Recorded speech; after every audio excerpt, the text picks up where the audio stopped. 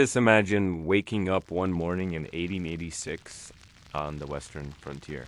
Totally normal day, making breakfast, having no idea that in just a few months, you'd be facing the deadliest winter anyone had ever seen, the kind of cold that could freeze you solid before you even realized what was happening. A cold so brutal that cattle would literally freeze, standing up like statues in the snow. Oh, and if you're enjoying these stories, I'd really appreciate a like or subscribe. Super curious where you're all listening from, so drop a comment with your location and what time it is. That always blows my mind how people are falling asleep to this all over the world. All right, find that cozy spot, take a nice slow breath, and just let your body sink into whatever you're lying on. We're heading back to 1886. And trust me, you're going to be so grateful for that warm, soft bed and a solid roof over your head. So, congratulations, you just woke up in the winter of 1886 on the Western frontier. Your eyes open slowly to a world of half light. The air in your tiny cabin is sharp in your lungs, crisp enough to make your nose sting with each breath. Your bed isn't some memory foam miracle. It's a simple wooden frame pushed against the wall. Your body cushioned by a straw-filled mattress that crinkles when you shift the blankets. Piled on top are heavy layers of wool and whatever animal hides you managed to prepare during the warmer months. You don't jump up right away and open this.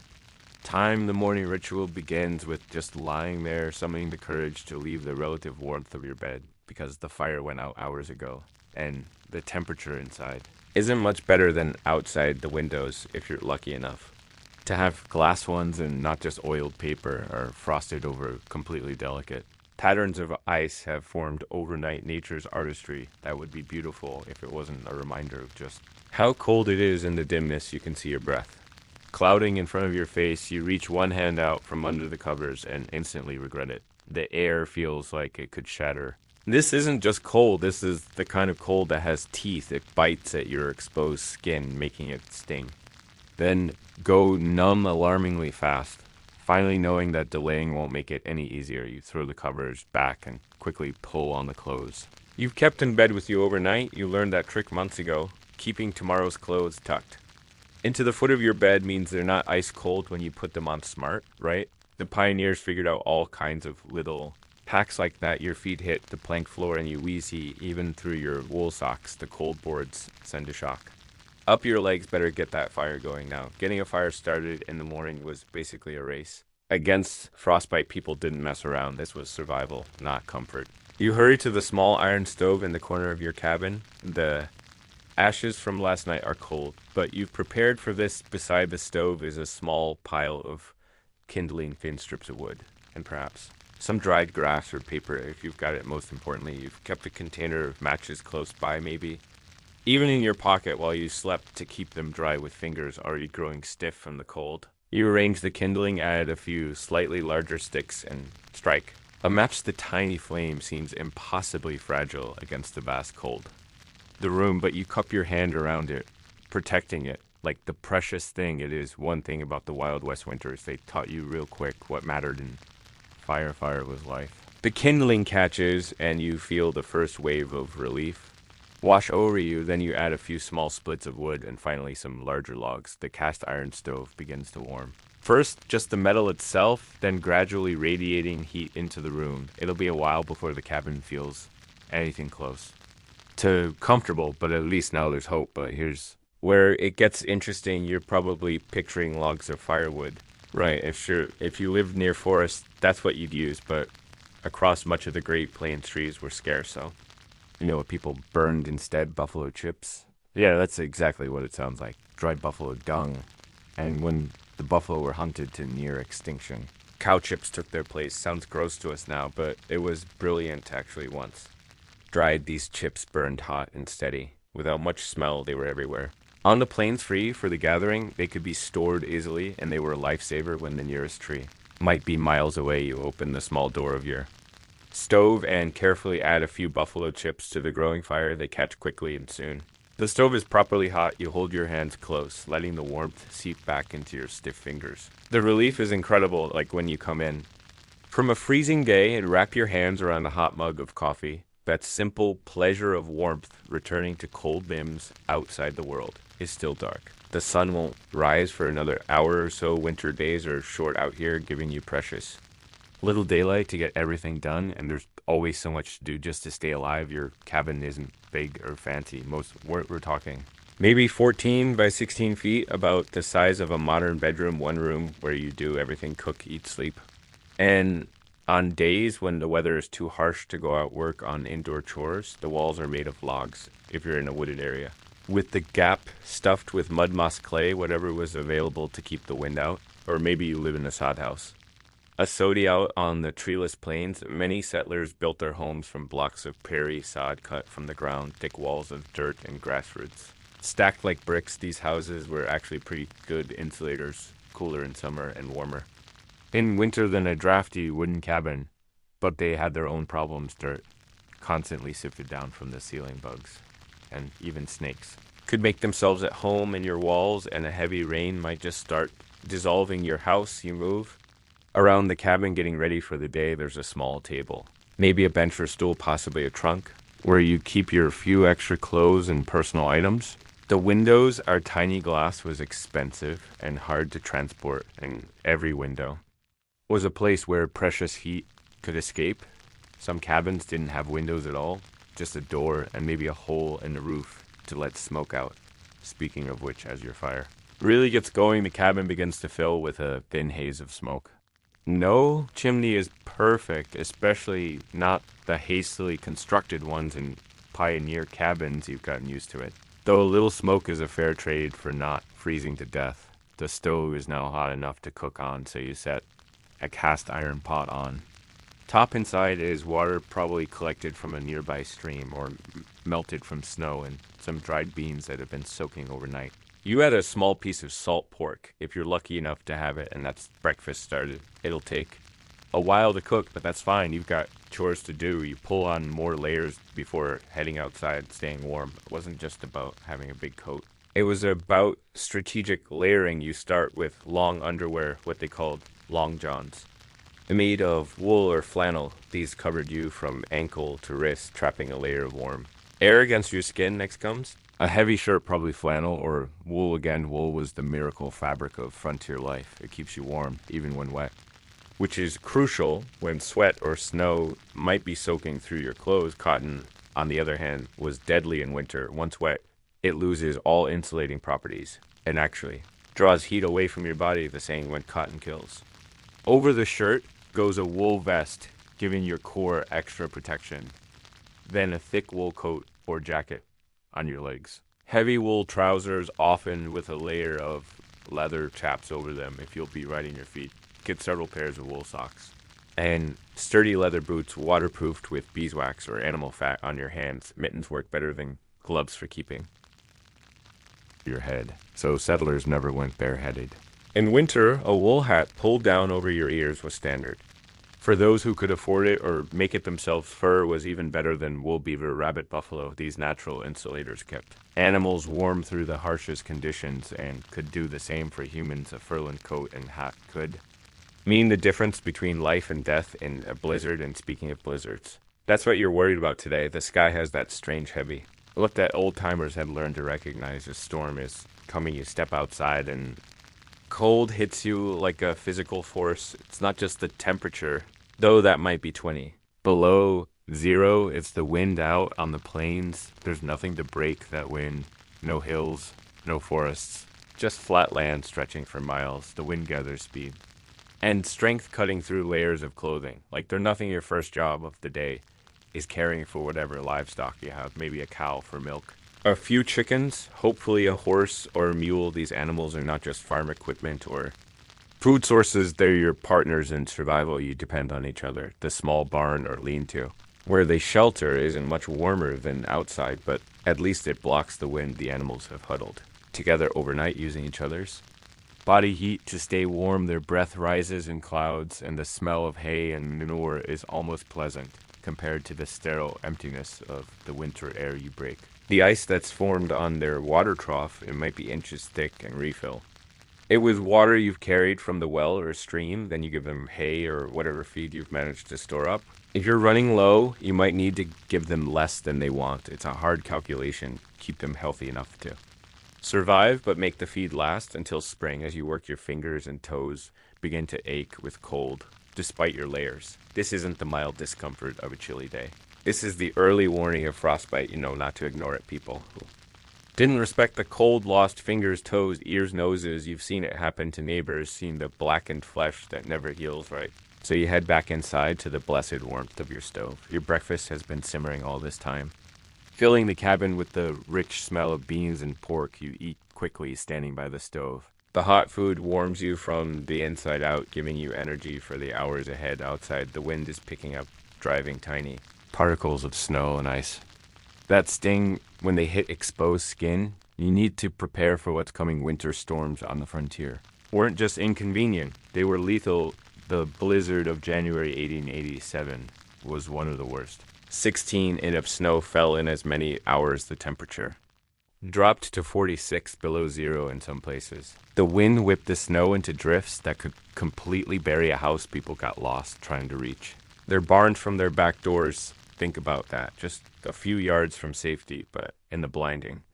White with no landmarks visible, they wandered in circles until the cold took them. They found bodies in the spring sometimes. Just feet from their own home, so you know not to take chances. You string a rope from your cabin door to the barn lifeline.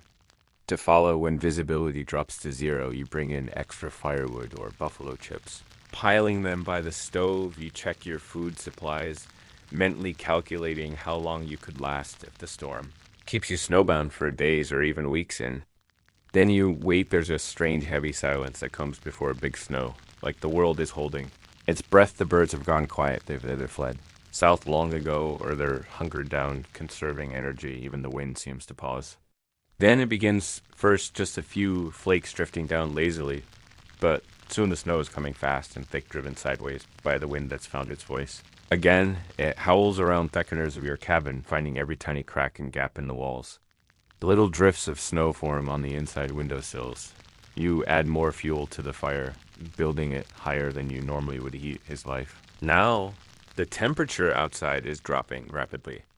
As the storm intensifies by nightfall, it might be 30 or 40 below zero, cold enough to freeze exposed skin in minutes inside. You light a candle or an oil lamp. The flickering light creates a small circle of warmth that feels incredibly precious against the howling darkness. Outside, you make a simple dinner. More beans, maybe some cornbread. If you have the ingredients, then you prepare for a long night's sleep. Won't come easy with the wind screaming around your cabin. It sounds almost alive, angry, looking for a way, and you pile every blanket you own onto your bed. Maybe you heat rocks in the fire, wrap them in cloth, and tuck them under the covers to create pockets of warmth. It's an old trick, but an effective one. As you lie there listening to the storm, you realize something important out here. Nobody survives alone. The people who make it through are the ones who look out for each other. You think about your nearest neighbors, maybe a mile or two away. They have enough firewood, enough food. When the storm breaks, you'll check on them if you can. That's just what people did. Communities came together, sharing resources, knowledge, and labor. Barn raisings, harvest, house buildings. These were community events where everyone pitched in the same spirit, saw people through winters. If someone ran out of food or fuel, others shared what they had not out of charity, but because they knew next time it might be them needing help. And that was the true secret to surviving the brutal cold of the Wild West, the warmth of human connection. People innovated, adapted, and endured incredible hardships, but they rarely did it alone. As you settled deeper into your bed, finding that perfect warm spot, you can feel your muscles relaxing. Despite the storm's fury outside, the contrast makes your current comfort all the sweeter. The wild, deadly cold, just inches away beyond your walls, while you're wrapped in warmth that your own hands have created and maintained. Your breathing naturally slows as you picture those early settlers bundled in their woolens and furs, gathered around iron stoves while blizzards raged outside. There's something deeply comforting about human resilience, about our ability to create pockets of safety in the harshest environments. You shift slightly, getting more comfortable as the wind continues its ancient song outside. Your window, grateful for the sturdy walls between you and the elements. Morning comes slowly after a night of bitter cold. The blizzard has settled into a steady snowfall, less violent, but no less dangerous inside your frontier cabin. The fire is burned. Low again, that first moment of leaving your warm nest of blankets is still a shock to the system. But this time, you're quicker about rebuilding the fire your fingers remembering. The dance of survival that winter on the frontier demands the inside of your cabin walls are rimed with frost, where your breath froze during the night. It sparkles in the faint light coming through snow-covered windows, beautiful in its way, though. That beauty comes with teeth as the fire catches and grows you peer outside. The world has been transformed. Where there was a yard, a path, familiar landmarks, now there's only white snow has drifted against the side of your cabin, reaching halfway. Up the wall in places, your world has shrunk to this small space. This island of relative warmth in an ocean of white and cold, the winter of 1886 to 1887. It wasn't just another hard season, it was the kind of winter that rewrote history, they would. Later call it the Great Die-Up, a grim play on words from the usual roundup of cattle, because that winter killed cattle by the hundreds of thousands across the Great Plains. The summer before had been unusually hot and dry prairie fires had swept across the grasslands, leaving little forage for grazing animals. Water sources dried up by the time. To read them, birds began flying south earlier than usual.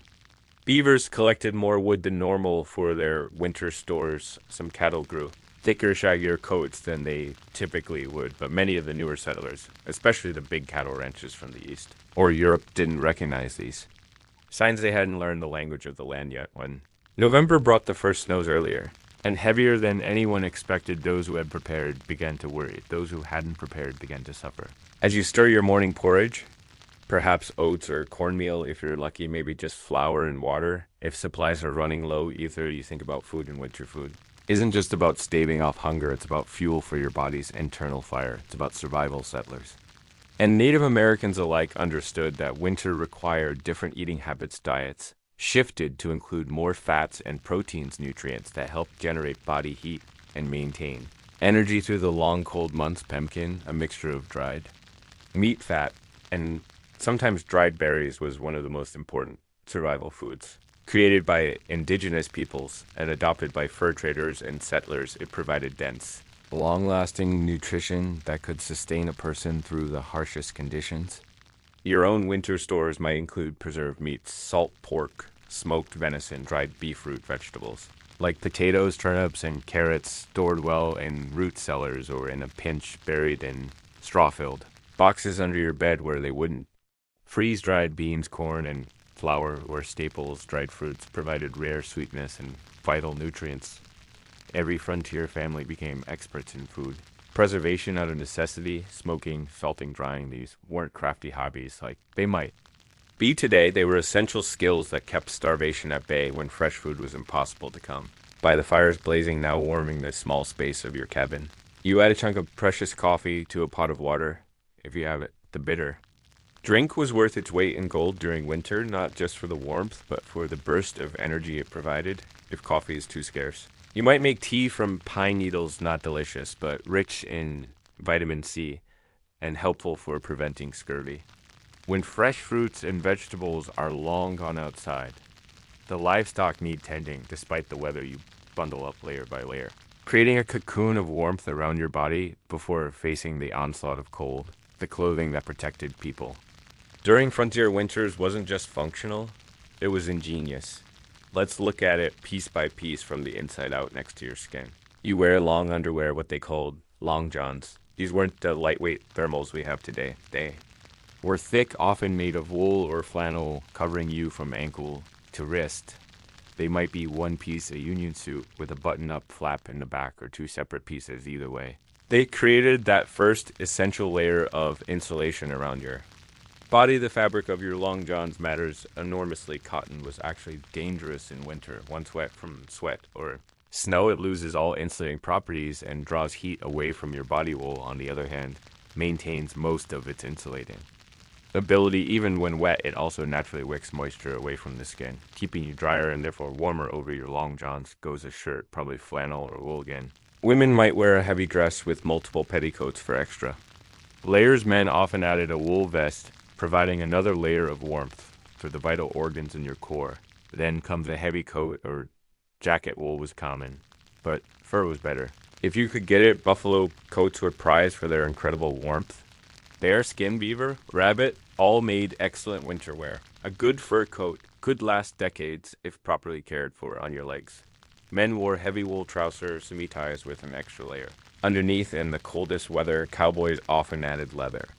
Chaps, not the decorative kind you might see in rodeos today, but practical coverings that protected against wind brush and cold, the warmest chaps.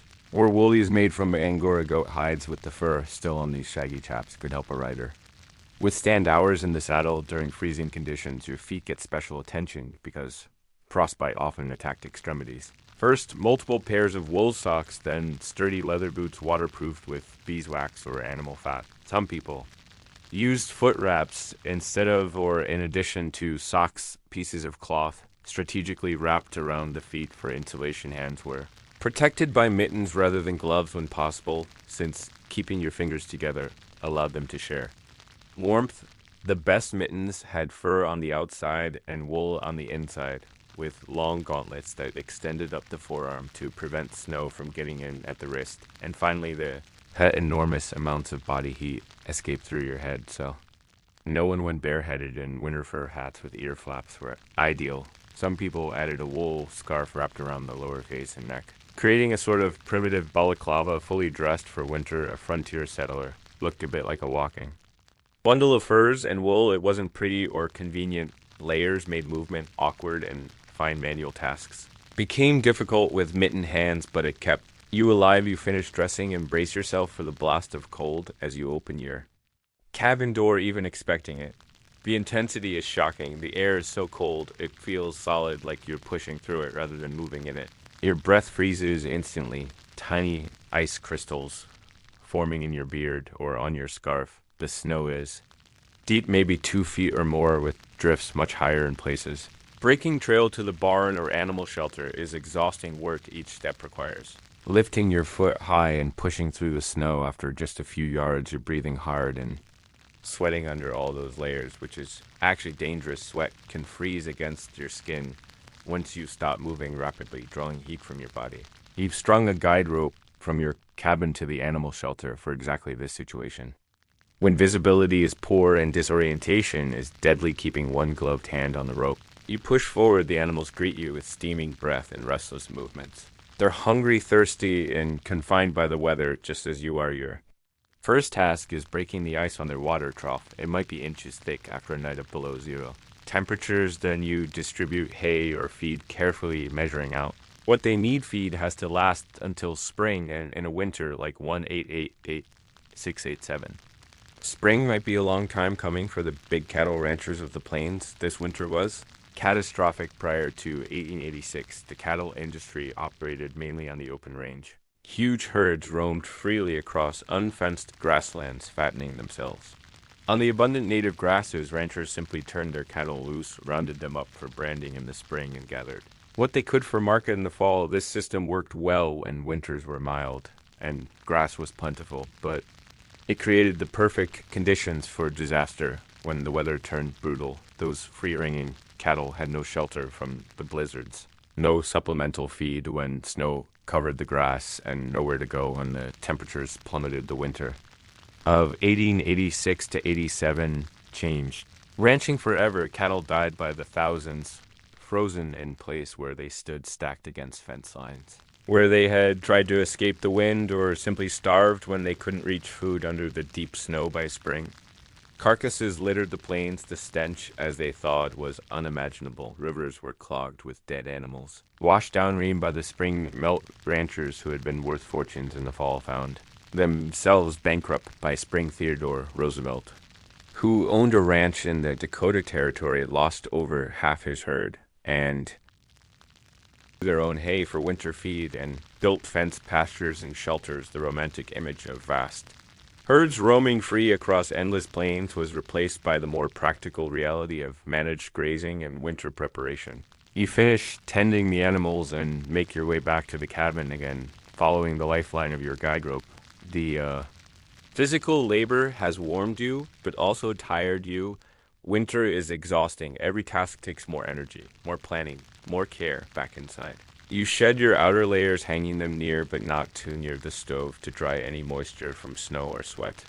needs to evaporate before you wear them again. The middle of winter days pass in a cycle of necessary tasks.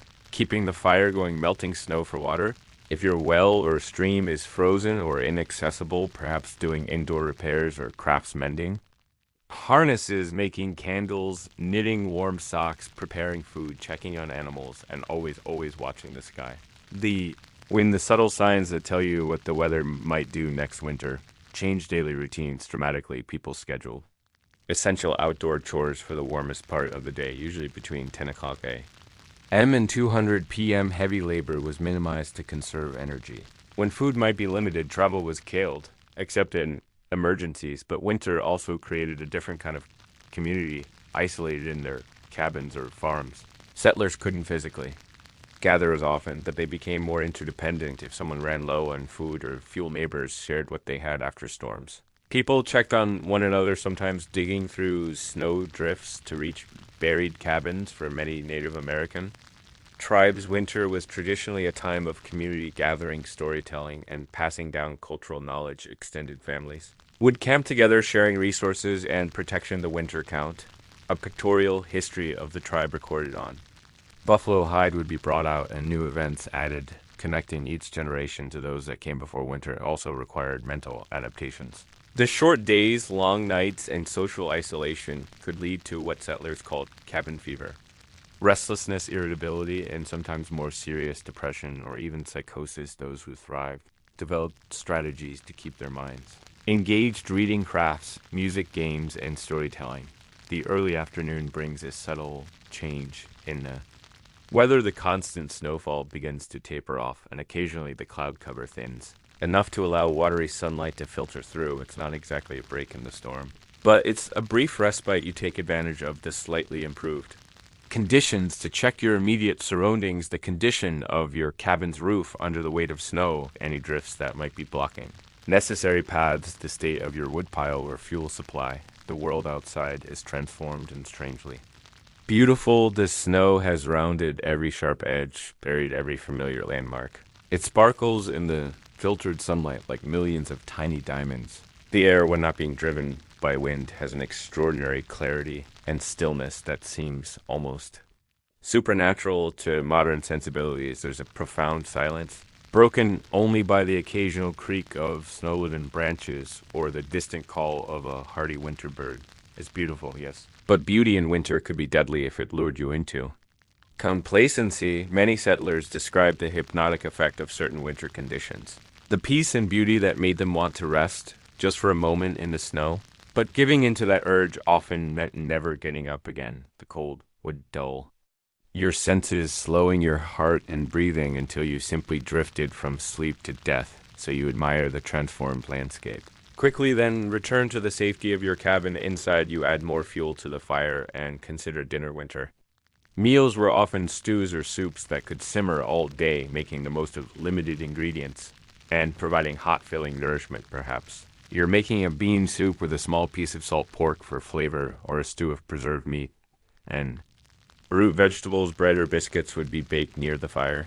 If you have lard or tallow, rendered animal fat, that would be spread on the bread, calorie-dense fuel for your body's internal furnace. The short winter day is already fading toward dusk. You light a candle or an oil lamp, its small flame creating a circle of golden light that feels incredibly precious against the gathering darkness. Outside, artificial light was scarce and valuable on the frontier. Candles were often homemade from tallow, or beeswax oil for lamps might be whale oil, kerosene, or rendered animal fat. These lights were used sparingly, only when necessary for tasks that couldn't be done by firelight. As evening deepens into night, you bank the fire in your stove, arranging the coals and partially burned wood, then covering them with ashes so they'll smolder slowly all night without needing to be constantly tended. It's a skill that takes practice to perfect, but it means the difference between waking to a cabin that's merely cool and one that's freezing with a completely dead fire. You prepare for bed with the same careful attention to warmth. Maybe you heat rocks in the fire, then wrap them in cloth to place under your blankets. Some settlers filled jugs with hot water for the same purpose. The bed would be arranged strategically, multiple blankets layered so that the weight was evenly distributed, perhaps with the softest ones against your skin, and the heaviest or roughest on top.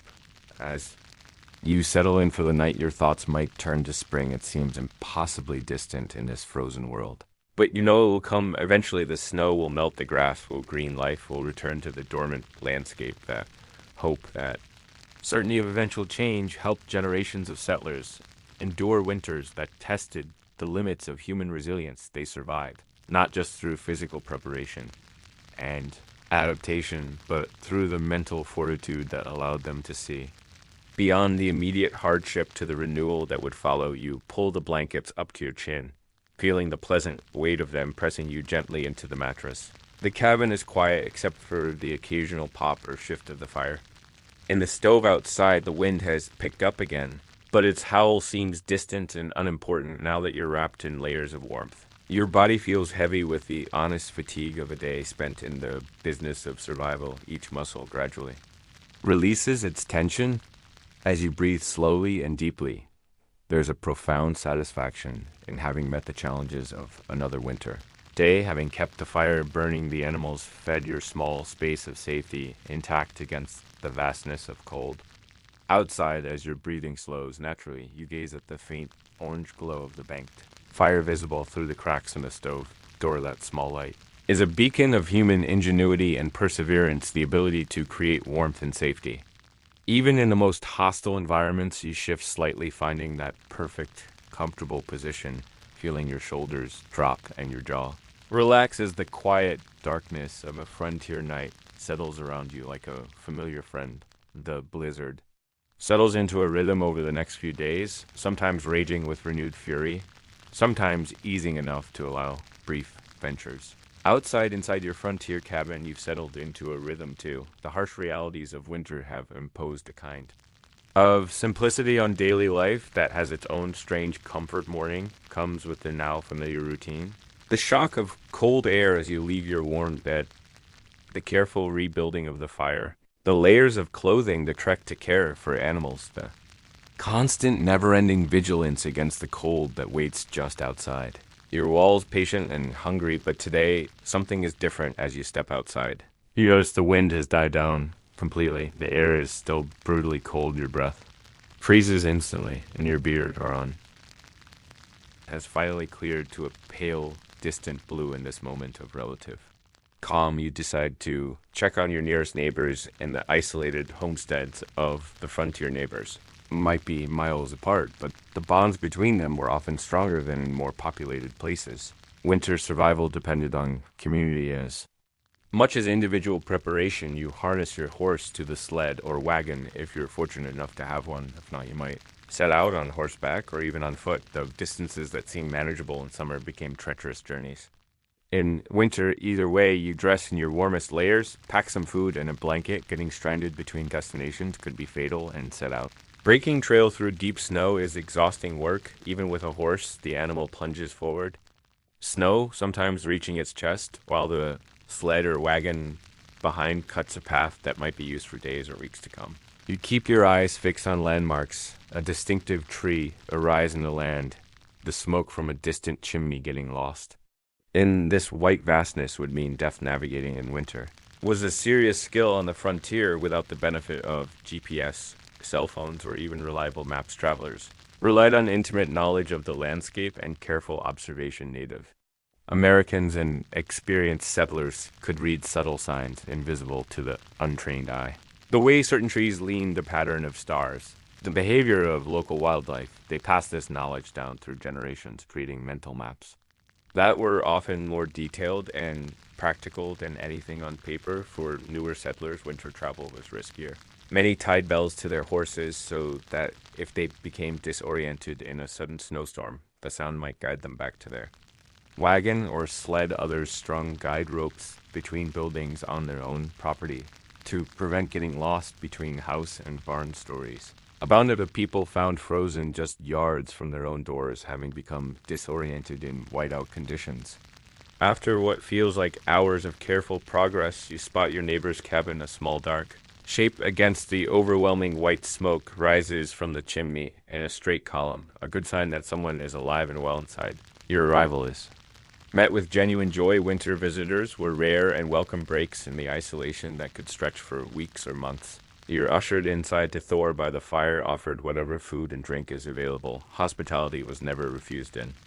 This harsh environment where turning someone away could mean their death. The conversation turns, as it inevitably did in winter, to survival. How are the food stores holding out? Is there enough feed for the livestock? Has anyone been sick? What news? If any has filtered in from more distant communities, this exchange of information wasn't just socializing, it was a vital network of mutual support. If one family was running low on a particular supply, others would share what they could. If someone hadn't been seen or heard from for too long, a group might organize to check on them knowledge about weather patterns, wild food sources. Medical treatments using available plants, more efficient ways to insulate or heat was freely shared because it benefited everyone in severe winters, like 1886-87. These community bonds were tested to their limits as supplies dwindled and conditions worsened. The sharing of resources could mean dividing scarcity rather than abundance, yet numerous accounts. From the period described extraordinary acts of generosity, people going hungry to feed neighbors' children, traveling through dangerous conditions to bring medicine to the sick, sharing the last of their firewood or food. After exchanging news and sharing a simple meal, you prepare to head back to your own cabin before daylight fades. Winter days are short, perhaps only 8 or 9 hours if true. Daylight in the northern plains and being caught out after dark multiplies the dangers. Your neighbors might send you home with something: eggs if their chickens are still laying, a loaf of bread, some preserved fruit, not because they have plenty to spare, but because that's how communities function. The gifts would be reciprocated when possible, creating a web of mutual obligation that helped everyone survive. The journey back follows the trail you broke earlier, making it less physically demanding, but still requiring constant vigilance. The temperature drops rapidly as the sun begins to sink toward the horizon. Cold that was merely painful during the day becomes dangerous. Now you keep your eyes on your own cabin, watching the thin wisp of smoke from your carefully banked morning fire. It seems impossibly distant, though it can't be more than a mile or two. Distance itself seems different in winter, stretched and distorted by the effort required to traverse it and the consequences of miscalculation. The sky is changing color as you finally reach home, pale blue deepening to indigo, with the western horizon painted in brief, spectacular streaks of orange and pink. Winter sunsets on the plains could be breathtaking. The pure cold air creating colors more vivid than summer's hazy warmth, but you don't linger to admire. A beauty is secondary to warmth and safety. Now inside your cabin, the fire is burned low but not out. You feed it, carefully coaxing the embers back to flames with kindling and then larger pieces of wood or buffalo chips. The simple act of building a fire, something humans have done for tens of thousands of years, takes on almost sacred significance in winter. It's not just comfort, it's life itself, as feeling returns to your cold, numb fingers and toes, a painful process of prickling and burning. That old-timers called the screaming mimes. You reflect on the different ways various people survived winter on the frontier. Native American tribes had centuries of accumulated knowledge about winter survival, adapted specifically to their local environments. The plains tribes, like the Lakota, Cheyenne, and Blackfeet, used teepees that were remarkably well suited to harsh winters, though made of buffalo hide rather than the solid walls we might associate with winter protection. A properly constructed teepee was surprisingly warm. The conical shape and central fire created excellent ventilation, drawing smoke up and out while minimizing heat loss.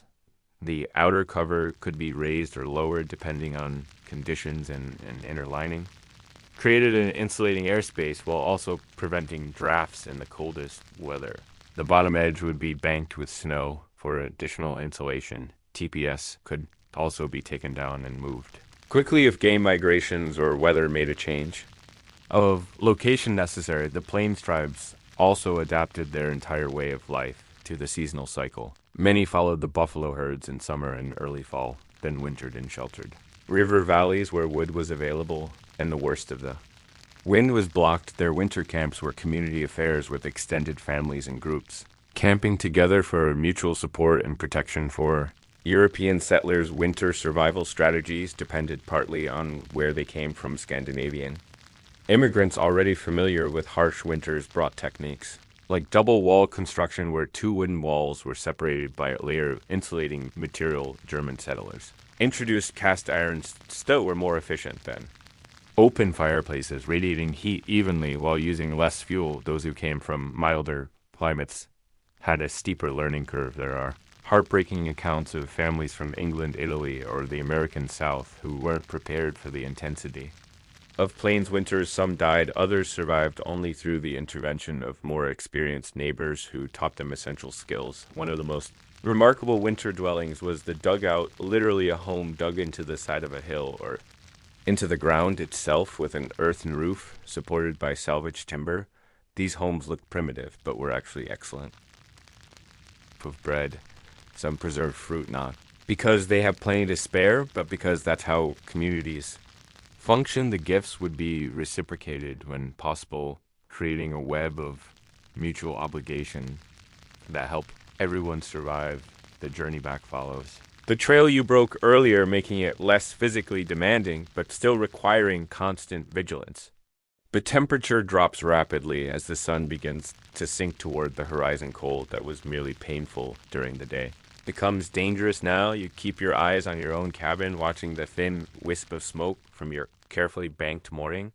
Fire, it seems impossibly distant, though it can't be more than a mile or two. Distance itself seems different in winter, stretched and distorted by the effort required to traverse it, and the consequences of miscalculation. The sky is changing color. As you finally reach home, pale blue, deepening to indigo with the western horizon painted in brief. Spectacular streaks of orange and pink winter sunsets on the plains could be breathtaking.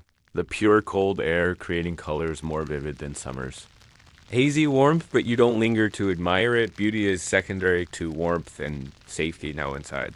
Your cabin, the fire is burned low, but not out. You feed it carefully, coaxing the embers back to flames with kindling and then larger pieces of wood. Or buffalo chips, the simple act of building a fire, something humans have done for tens of thousands of years, takes on almost sacred significance in winter. It's not just comfort, it's life. Itself as feeling returns to your cold, numb fingers and toes, a painful process of prickling and burning.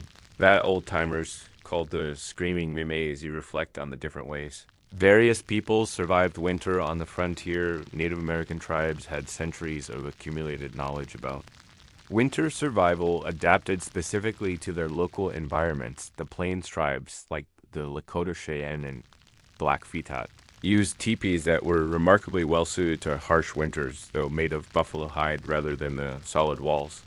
We might associate with winter protection a properly constructed teepee was surprisingly warm. The conical shape and central fire created excellent ventilation, drawing smoke up and out while minimizing heat loss. The outer cover could be raised or lowered depending on conditions, and an inner lining created an insulating airspace while also preventing drafts in the coldest. Whether the bottom edge would be banked with snow for additional insulation, TPS could also be taken down and moved quickly if game migrations or weather made a change of location necessary. The plains tribes also adapted their entire way of life to the seasonal cycle. Many followed the buffalo herds in summer and early fall, then wintered in sheltered river valleys where wood was available and the worst of the wind was blocked. Their winter camps were community affairs with extended families and groups camping together for mutual support and protection. For European settlers, winter survival strategies depended partly on where they came from. Scandinavian immigrants already familiar with harsh winters brought techniques like double wall construction, where two wooden walls were separated by a layer of insulating material. German settlers introduced cast iron stoves that were more efficient than open fireplaces, radiating heat evenly while using less fuel. Those who came from milder climates had a steeper learning curve. There are heartbreaking accounts of families from England, Italy, or the American South who weren't prepared for the intensity of plains winters. Some died, others survived only through the intervention of more experienced neighbors who taught them essential skills. One of the most remarkable winter dwellings was the dugout, literally a home dug into the side of a hill or into the ground itself with an earthen roof supported by salvaged timber. These homes looked primitive, but were actually excellent at maintaining a constant temperature. The thick earth walls kept heat in during winter and stayed cool in summer. Many families lived in dugouts while gathering materials for more conventional homes, but some chose to remain in them for years because of their practical advantages. Sod houses built from blocks of prairie turf cut and stacked like bricks offered similar benefits. The thick walls of dirt and grass roots provided excellent insulation. They were cool in summer, and with a good stove could be kept reasonably warm in winter. Their main drawbacks were the tendency to leak during heavy rains and the constant sifting of dirt onto everything inside still in areas where timber was scarce or expensive. A soda was often the most practical option. Night has fully fallen, now your cabin is dark. Except for the firelight and perhaps a single candle or lamp, you prepare a simple dinner, maybe.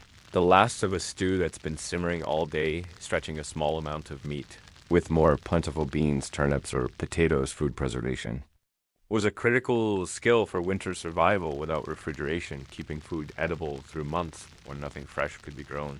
Required multiple strategies. Smoking meat was one of the most effective methods of properly smoked ham bacon, or beef could last for months without spoiling. The smoking process involved first curing the meat with salt to draw out moisture, then hanging it in a smokehouse, where it absorbed preservative compounds from slowly burning hardwood. The result was not only preserved, but often delicious. Salting was another common preservation method, especially for meat and fish. The meat would be packed in salt or soaked in a strong brine solution.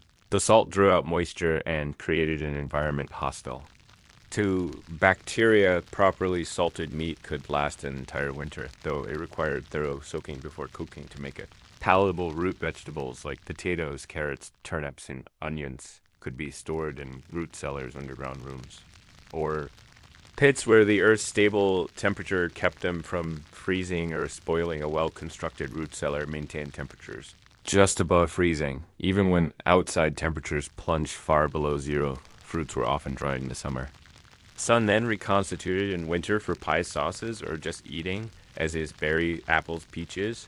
Anything that could be sliced thin enough to dry thoroughly could be preserved this way. Beans, corn, and other grains were dried on the plant, then stored in rodent-proof containers. These staples formed the backbone of winter nutrition, providing carbohydrates and some protein for indigenous communities. Pemmican was the ultimate survival food, made from dry meat, usually buffalo, pounded into powder, mixed with melted fat and sometimes dried berries. It was incredibly nutrient and stable. A small amount provided substantial calories and complete nutrition. It was so effective that European fur traders and explorers adopted it, and similar preserved meat products are still used today by military forces and wilderness adventurers. After eating, you prepare for the night.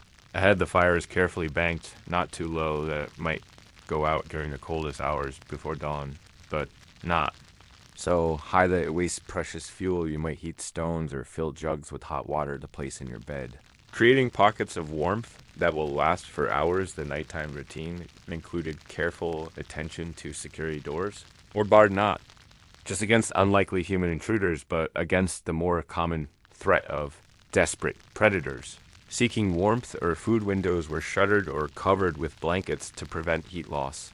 Then came perhaps the most important winter survival tactic. Of all rest, the human body burns calories to maintain core temperature and extreme cold. This energy expenditure increases. Dramatically adequate rest was essential to conserve energy and maintain health through the long months of winter sleep patterns.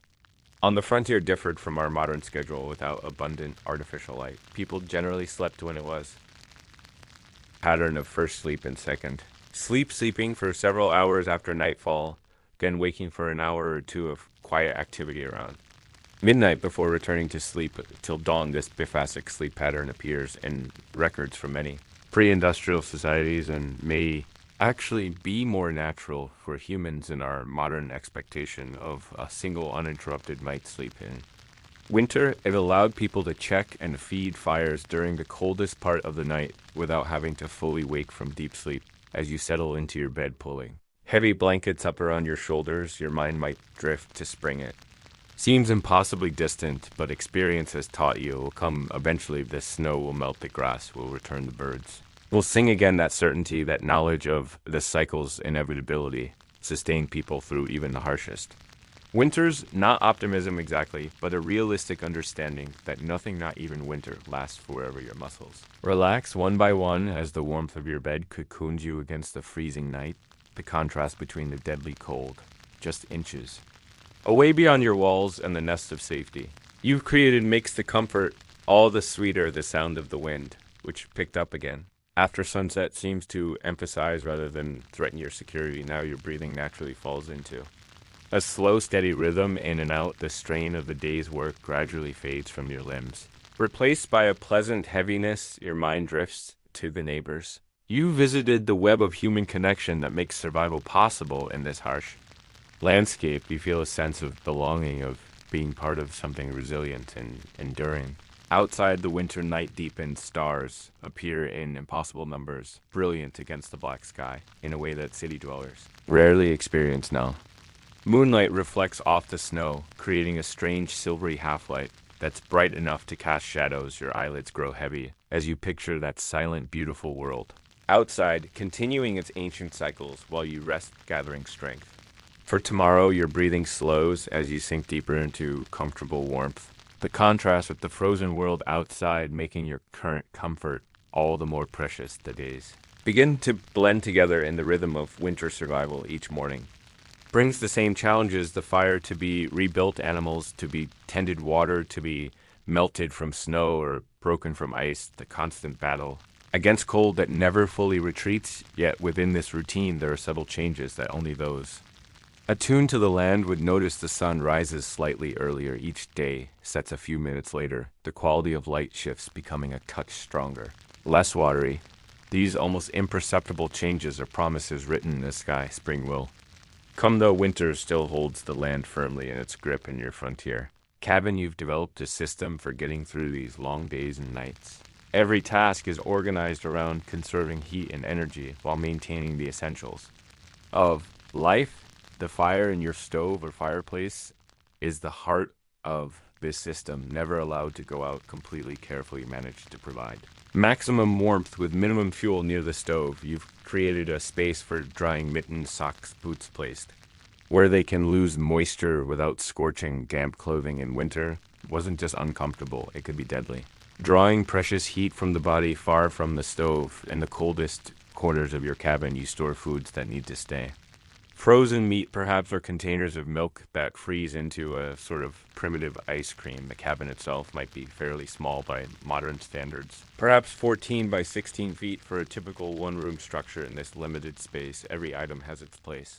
And purpose beds might double as seating during the day. Tables fold against walls when not in use. Shelves and hooks maximize vertical storage. This morning, as you go about your routine, you notice something different. Outside, the snow has developed a faint crust on top, still soft enough to break through when walked on, but definitely changed from the powdery fluff of previous days to experienced. Eyes, this is another small sign of the seasonal progression, slightly warmer daytime temperatures, allowing the very top layer to melt just a bit, then refreeze at night. Weather reading was an essential skill for frontier survival, especially in winter, when conditions could turn deadly within hours before modern forecasting people relied on. Careful observation of natural indicators combined with generational knowledge passed down through families and communities. Cloud formations, wind direction, animal behavior, even the way smoke rose from chimneys all provided clues about coming weather. Many of these observations were codified in sayings or rhymes that made them easier to remember and pass along. Red sky at night, sailors delight. Red sky in morning, sailors take warning. Or when clouds appear like towers, the earth is refreshed. By frequent showers, the ability to predict weather wasn't just convenient, it was sometimes the difference between life and death, knowing when to hurry home ahead of a blizzard, when to harvest before a killing frost, or when conditions were right for travel could determine survival in this unforgiving environment. Indigenous peoples had developed sophisticated weather prediction systems specific to their regions over thousands of years. Many tribes had designated weather watchers, individuals with special training and aptitude for reading natural signs or forecasts, guided decisions about hunting, gathering, traveling, and preparing shelter. European settlers brought their own weather wisdom, often specific to their countries of origin. This knowledge sometimes had to be adapted or discarded when it proved unreliable in the different climate of North America through trial and error, sometimes fatal error. New weather law emerged that combined indigenous knowledge, immigrant traditions, and hard-won frontier experience. You step outside to begin your daily chores, bundled against the cold, but moving purposefully to generate body heat without sweating. The animals need tending first. They depend entirely on human care to survive.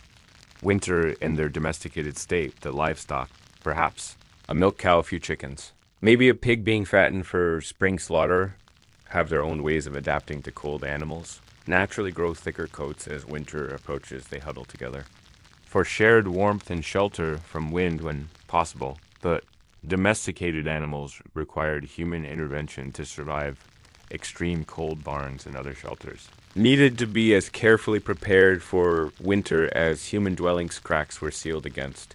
Drafts hay was stacked to create additional insulation along walls. Water troughs were placed indoors, if possible to prevent constant freezing. The winter of 188,687 was particularly devastating for livestock, especially cattle on the open range. The combination of drought the previous summer early, heavy snows, and record-breaking cold created conditions that even the hardiest animals couldn't survive without help. Ranchers who lost thousands of cattle during this catastrophic winter changed their practices dramatically afterward. The era of vast, unfenced, unmanaged herds on the open range effectively ended. Those who stayed in the cattle business adopted new approaches, smaller herds, fenced pastures, hay production for winter feed, and sturdier shelters. This shift transformed not just ranching, but the entire culture and economy of the West. The romantic image of the cowboy constantly on the move with semi-double wild cattle gave way to more settled farm-like operations. The last great cattle drives occurred in the early 1890s. By 1900, railroads had expanded enough to make drives unnecessary, and fenced land made them impossible in many areas. As you finish caring for your animals, you glance at the sky, reading the signs for today's weather. The clear, brittle blue suggests continued cold, but there's a high, thin layer of clouds. An outdoor project you've been putting off, perhaps repairing a damaged fence, cutting more firewood, or clearing snow from a pathway winter work on. The frontier required careful planning. The most strenuous tasks were best done during the warmest part of the day, usually between 10 o'clock a.m. and 2 p.m. Work was paced to avoid excessive sweating, which could freeze against the skin once activity stopped and everything took longer than. In milder seasons, layers of clothing restricted movement. Snow created obstacles, and cold stiffened fingers struggled with fine tasks. Yet winter also brought its own unique opportunities. Some jobs were actually easier in the cold months. Logging, for example, was primarily a winter activity. Frozen ground made it easier to drag heavy logs out of. The forest and snow provided a slick surface for sleds. Heavily laden with timber, ice harvesting was an essential winter industry in the era before. Refrigeration workers cut blocks from frozen lakes and rivers, then stored them in specially built ice houses packed with sawdust or straw for insulation. These ice blocks would last well into summer, providing cooling for food preservation and even luxury. Items like ice cream winter was also prime time for trapping. Animal furs were their thickest and most valuable during the cold months. For some frontier families, the income from winter trapping made the difference between subsistence and modest prosperity. By midday, you've made good progress on your outdoor work. The physical activity has kept you warm despite the cold air, but you're ready for a break and some food. You head back to your cabin where the fire has been carefully banked to maintain heat. With minimal fuel while you were gone, lunch might be a simple affair, perhaps. Bread and cheese or leftover stew warmed up on the stove. Winter diets on the frontier were noticeably different from summer. Fair fresh vegetables and fruits were rare or non-existent unless you had a remarkable root cellar or food preservation. System meals centered around stored staples, flour, beans, rice, potatoes. Preserved meats with little variety compared to other seasons. This monotonous diet contributed to a common winter ailment called cabin fever, a combination of vitamin deficiency, boredom, confinement, and isolation that could cause irritability, lethargy, and even more serious mental health issues. Indigenous peoples had developed strategies to combat these problems.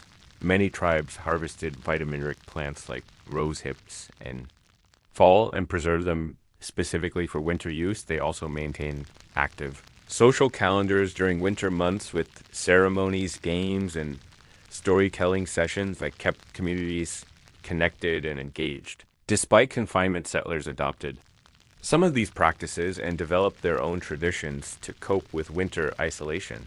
Quilting, bees, barn dances, church socials, and literary societies helped maintain mental health through social connection. Families created evening rituals of reading aloud, music making, or game playing to combat boredom. Education took on special importance during winter months when children couldn't help with outdoor farm work. Many frontier schools operated primarily in winter, closing during planting and harvest seasons when young hands were needed in the fields for families. Too far from established schools, winter became the time for concentrated home education, teaching children to read, write, cipher, and learn practical skills that would serve them in frontier life. The afternoon brings a subtle change in the weather. The high clouds you noticed earlier have thickened and lowered, creating a gray ceiling that dims the already weak winter sunlight. The wind shifts coming now from the south. Slightly warmer, but carrying moisture that feels damp against your skin. These are signs that weather may be shifting, though. Weather towards spring, like Thor or another winter storm, remains to be seen. You use the remaining daylight hours to prepare for either possibility. More firewood is stacked close to the cabin in case another storm makes venturing out difficult. Water containers are filled. Food is prepared that could be eaten. Cold, if necessary. These precautions might seem excessive in our modern world of reliable utilities and weather forecasts, but on the frontier, such readiness was simply common sense. As darkness falls earlier than it would in more southern latitudes, you light your lamp or candle and settle in for the evening. Artificial light was precious on the frontier. Candles were often homemade from tallow, rendered animal fat, or beeswax. If available, oil lamps burned whale oil, kerosene, or other fuels that might be expensive or hard to obtain. As a result, many frontier families simply adapted their schedules to natural light, rising with the sun, sleeping when darkness fell, and using precious artificial light only when absolutely necessary.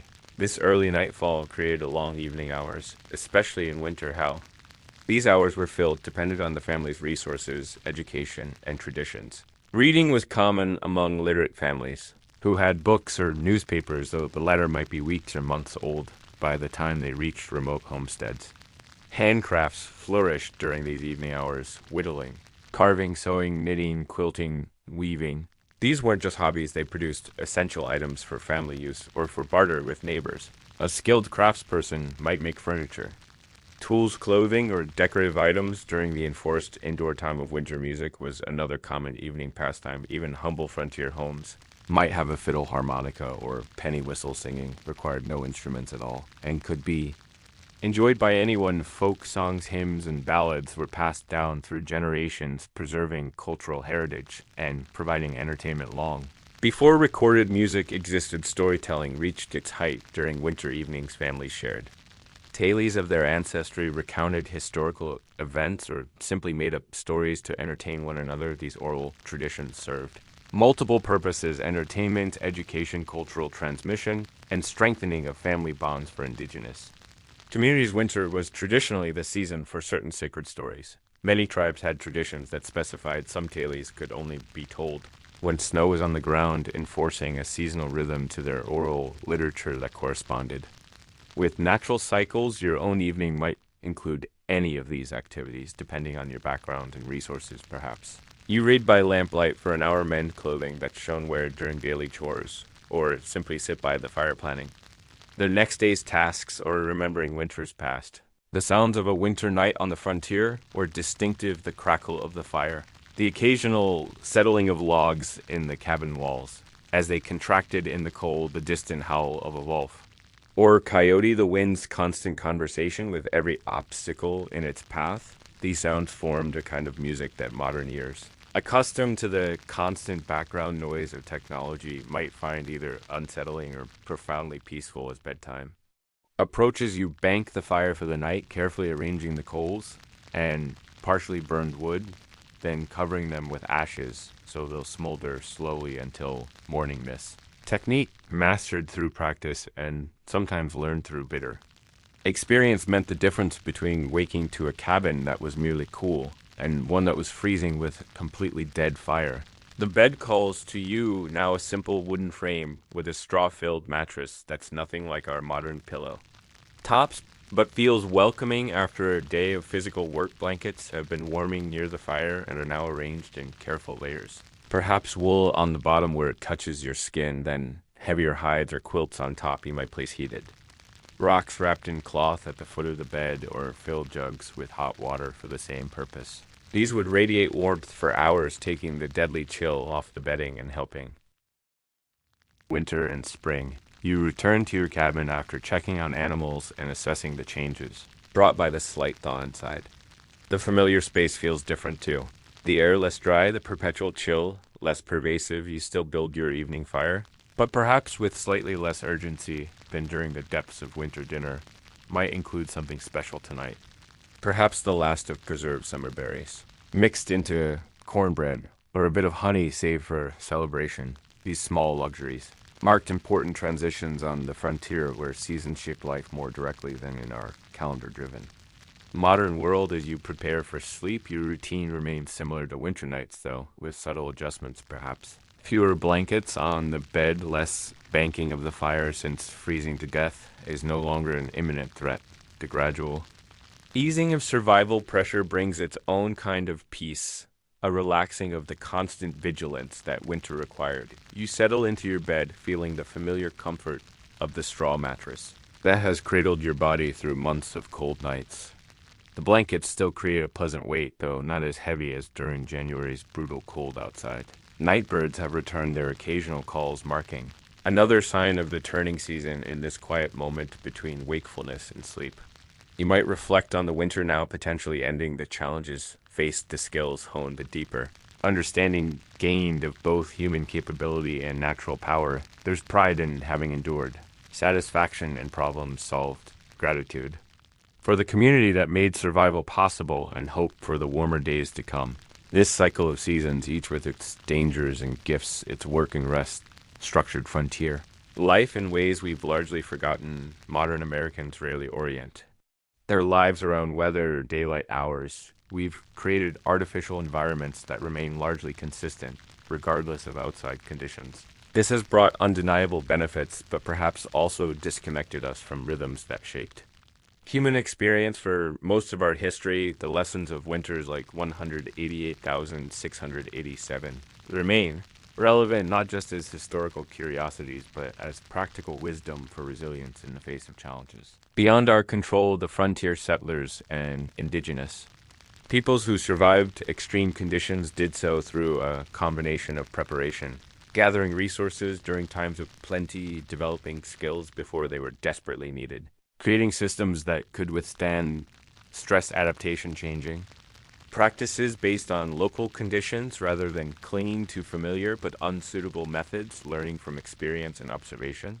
remaining flexible when circumstances changed, community sharing knowledge, resources, and labor checking on vulnerable members, maintaining social connections despite physical isolation, understanding that individual survival depended on collective well-being, mental fortitude, developing routines that supported psychological health, finding meaning in hardship, maintaining hope without denying reality, balancing acceptance of conditions with active problem solving. These same qualities serve us well in facing our own contemporary challenges, though they take different forms in our changed world. As you lie in your frontier bed, these reflections might drift through your mind like the lazy smoke from your banked fire, but gradually the day's physical work and the room's gentle warmth begin to overcome conscious thought. Your breathing slows and deepens naturally. Your body remembers the hard work of winter survival, the chopping of wood or gathering of buffalo chips, the breaking of trails through deep snow, the constant small movements required to maintain warmth now in the relative security of your bed. Each muscle can finally release its vigilance, starting with your feet.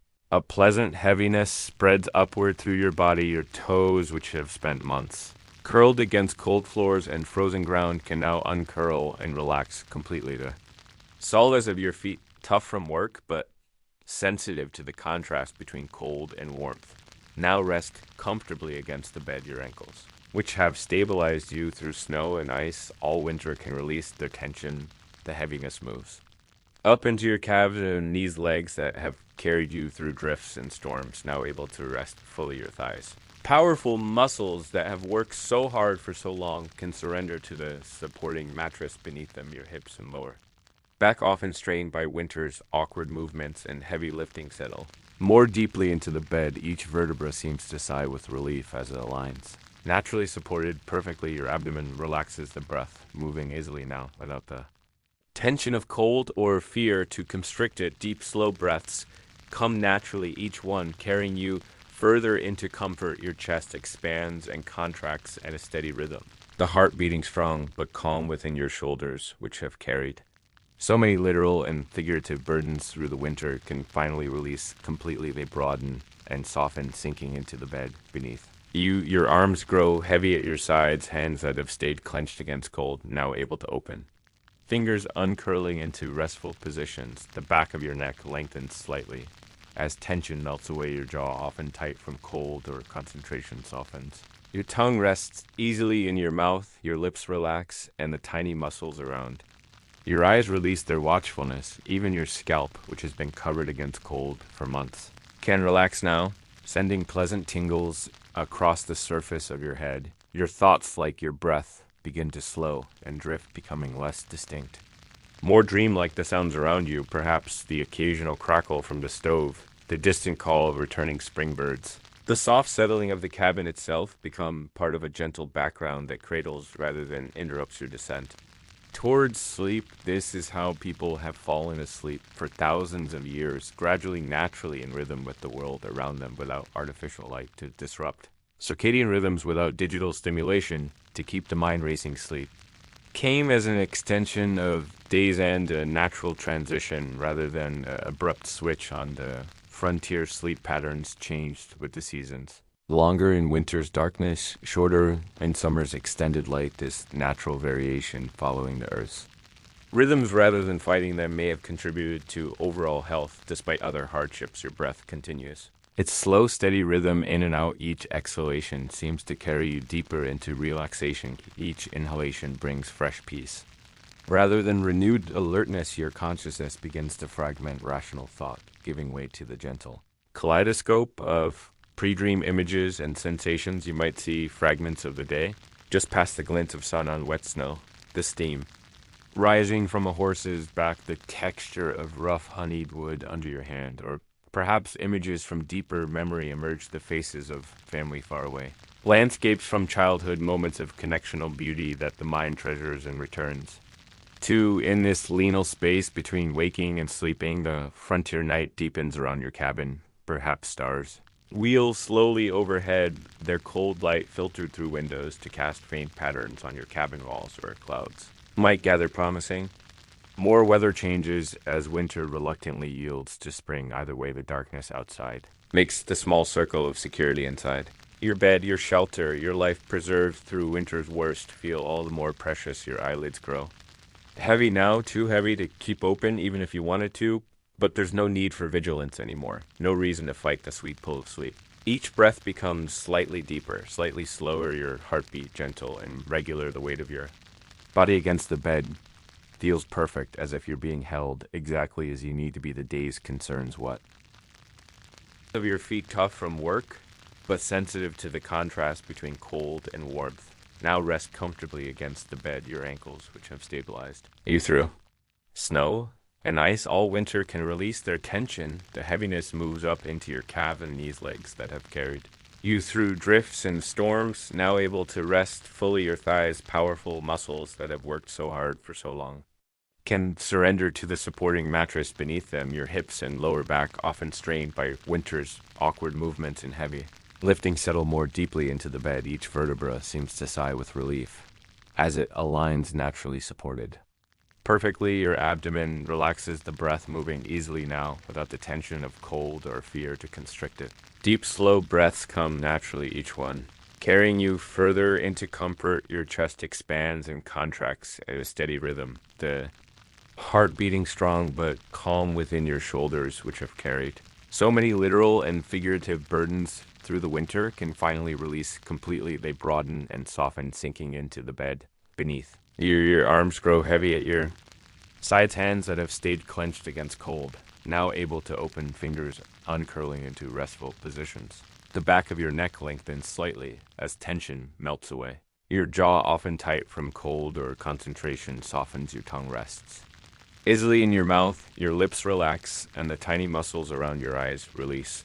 Their watchfulness, even your scalp, which has been covered against cold for months, can relax now, sending pleasant tingles across the surface of your head, your thoughts.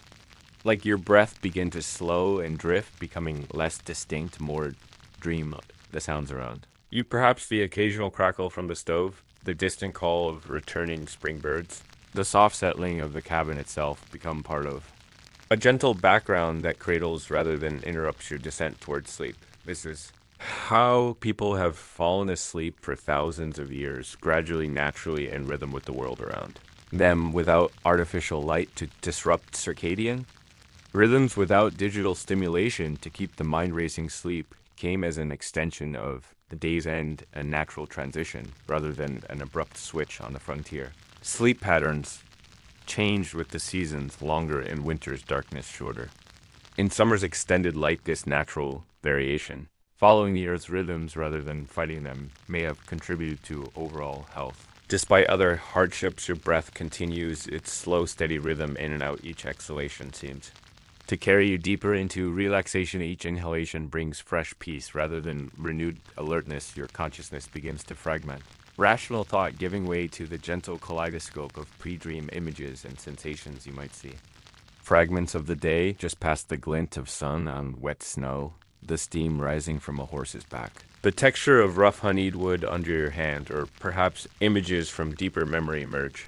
The faces of family, faraway landscapes from childhood.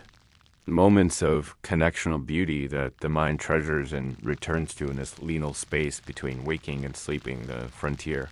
Night deepens around your cabin, perhaps stars wheel slowly overhead, their cold light filtered through windows to cast faint patterns on your cabin walls, or clouds might gather, promising more weather changes as winter reluctantly yields to spring. Either way, the darkness outside makes the small circle of security inside your bed your shelter of your life. Preserved through winter's worst feel all the more precious. Your eyelids grow heavy, now too heavy to keep open, even if you wanted to, but there's no need for vigilance anymore. No reason to fight the sweet pull of sleep. Each breath becomes slightly deeper, slightly slower, your heartbeat gentle and regular, the weight of your body against. The bed feels perfect, as if you're being held exactly as you need to be. The day's concerns. What needs repair after winter's damage, when to plan how to rebuild? What was lost fade into background problems for tomorrow's wakeful self. Now there's just this moment of perfect transition, the mind letting go of its constant activity of the body. Surrendering to rest, sleep approaches now like a gentle wave. Each breath carrying you closer to its shore, the frontier winter with all its brutal challenges and life-defining lessons has shaped you, but not broken you. You've survived its worst through ingenuity, community, and remarkable resilience, qualities passed down through generations that still serve us today. Though our challenges take different forms, your breathing slows. One final notch, your consciousness shifts from fragmentary thoughts to the formless peace that precedes dreams, the last tension in your body dissolves, leaving only the natural weight of complete relaxation and sleep, the great restorer, the daily practice of surrender and renewal that every human shares. Regardless of time or place or circumstance, finally claims you completely, carrying you away from the frontier winter into the universal landscape of dreams where past and present, hardship and comfort, struggle and peace all dissolve into the deeper